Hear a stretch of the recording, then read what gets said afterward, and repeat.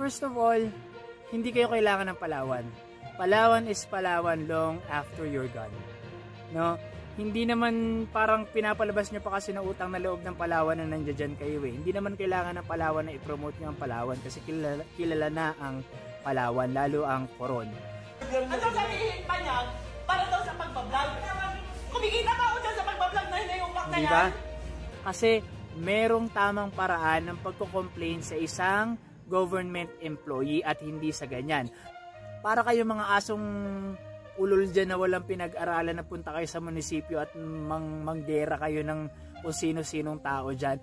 So ibig sabihin ba porque kayo ay social media influencer eh hindi na pwedeng mag-post against sa or negatively or opposite sa inyo yung mga tao pero kayo pwede? Parang ganun ba ang nangyari?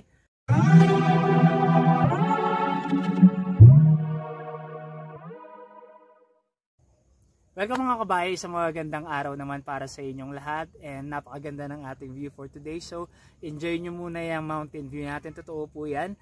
And today pag-uusapan natin ang iskandalo na kinasangkutan nitong si Rosmar at si Lendon Labrador nung sila ay pumunta sa Coron, Palawan. But before that guys, I would appreciate na kung kayo po ay magsasubscribe sa ating channel and thank you so much for your support. So let's start. Punta kami dito para mag-enjoy, tapos ang gagawin, ipabash pa kami. Promote kami ng police. Suntukan daw sila na rin doon. Tapos may mga babae na yun. Babae yun? Ikaw kaya yayak na yun? Ikaw yan. Ano bang pinagmalaki mo? Ano pinagmamalaki mo? Anong pinagmamalaki? Hindi, ano pinagmamalaki mo? Ano sinasabi? Ikaw lang po. Eh, bakit ganyan sinabi ah? Di mas Martin malakas. Ginamit nyo lang mga taga-Coron para sa vlog-vlog nyo at sokmed. Dismayado dahil naghintay sila ng isang oras at gutom. At lalong ginamit yung mga staff para mag-assist sa inyo. Tapos wala kayo inabot. Nising kong doon. Nag-abot ako ng 3,000 last money ko na yun kanina. Ano mo pinagmamalaki mo? Sino po ba kayo dito? Wala po, staff. Sino kayo dito? Ha? Porkit hindi ka nabigyan? Ay, hindi Pumunta kami dito para tumulong at i-promote yung Coron. Ang kapal naman ng mga mo? Tumutulong na kami. Sino ba pinagmamalaki nito? Ha? Ba't pinapayagan ninyo yung mga ganitong staff ng munisipyo? Dapat kayo ngayon gusto niya mabigyan. Diba?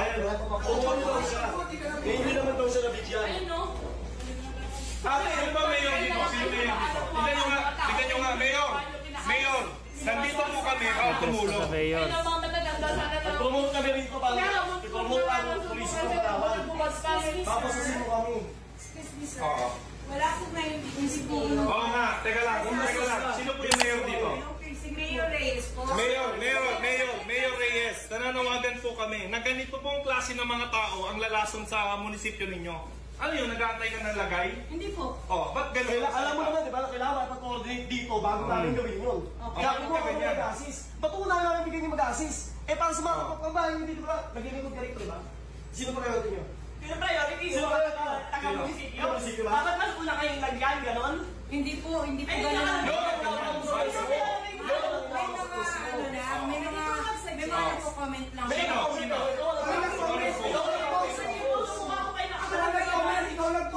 Pinangalanan mo, nalagay mo, De Rosmar, di ba? Ayaw mo pangalan. Iyan ka lang natin. Sino wala akong sabi? Ako. Legal case. Legal case na lang. So, wala natin yan. Ilan pa? Wala ka lang ka.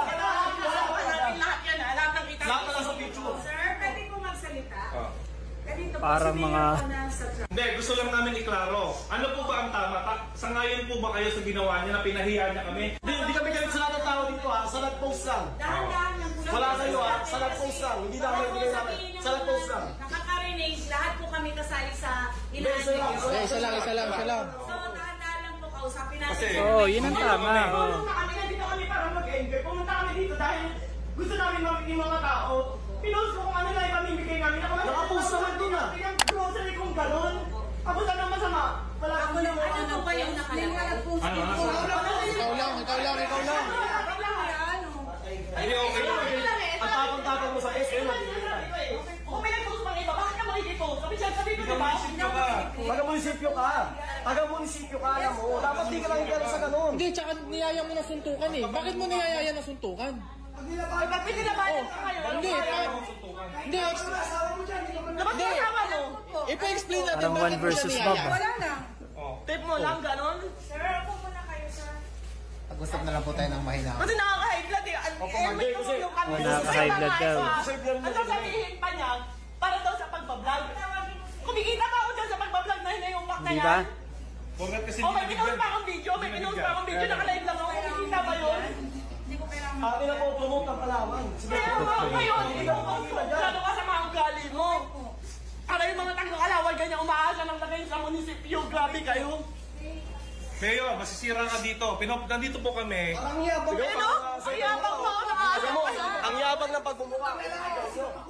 Tumulong na kami. Kami pa yung masama.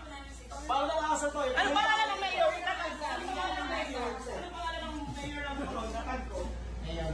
Hindi ko bigyan sa Mukha na ito. Tigas sa mukha na ito. Hindi po ako nagyayabang. Public servant ka ba? Okay. So, ganun, no? Well, first of all, hindi kayo kailangan ng Palawan. Palawan is Palawan long after you're gone. No?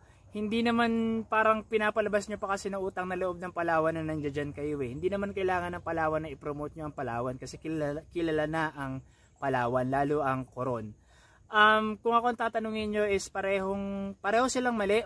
Sige, although nagkamali itong si Joe Cayabyab Trinidad na mag-post ng something against dun sa ginagawa nito si Rosmar at ni Labador. But then again, mali rin itong si Labador at si Rosmar na sugurin nyo sa munisipyo yung staff.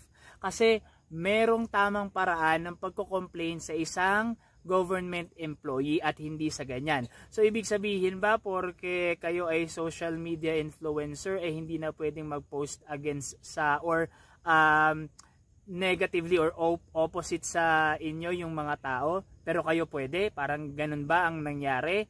Ha? Kapag ordinaryong tao is hindi pwedeng mag-post, pero pag kayo pwede kayo mag-post, parang ganun, no? Para kayo mga asong ulol dyan na walang pinag-aralan na punta kayo sa munisipyo at manggera kayo ng kung sino-sinong tao dyan. Hindi sana aabot sa ganyan yan kung pinairal nyo yung edukasyon ninyo, kung naging edukado lang sana kayo. Pwede sanang masolusyonan yan ng hindi sa gantong paraan. Pero napakapangit tingnan na duru-duruin mo yung isang tao porke kilala ka or social media influencer ka at ang kaharap mo ay ordinaryong staff lang ng munisipyo para kang siraulot. Ewan ko. So, yun na nga guys, kayo na ang humusga pero para sa akin hindi maganda. So, thank you so much for watching and again, this is Dawag. You have a great day.